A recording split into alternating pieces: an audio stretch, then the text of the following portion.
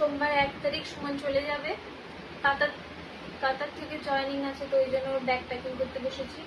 কিছুটা প্যাকিং হয়ে গেছিল আর কিছুটা বাকি ছিল, আজকে ফাইনাল প্যাকিং হয়ে যাবে। 3:50 1 তারিখ 3:50 কলকাতা থেকে ফ্লাইট আছে, 4.5 ঘন্টার ফ্লাইট।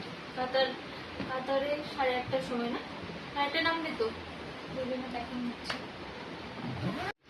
কি জিনিস তুমি নেবে দেখে নাও ফাইনালি।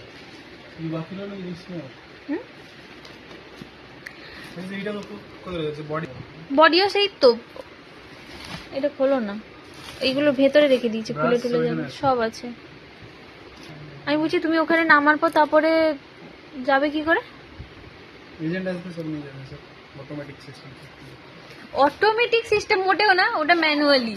মানুষ এসে তোমাকে নিয়ে যাবে, এআই নিয়ে যাবে না, আমাকে কিছু করতে হবে, সব অটোমেটিক হবে। আমি দাঁড়িয়ে থাকবো, আসবে নিয়ে যাবো। কোলে করে না, হাতে করে।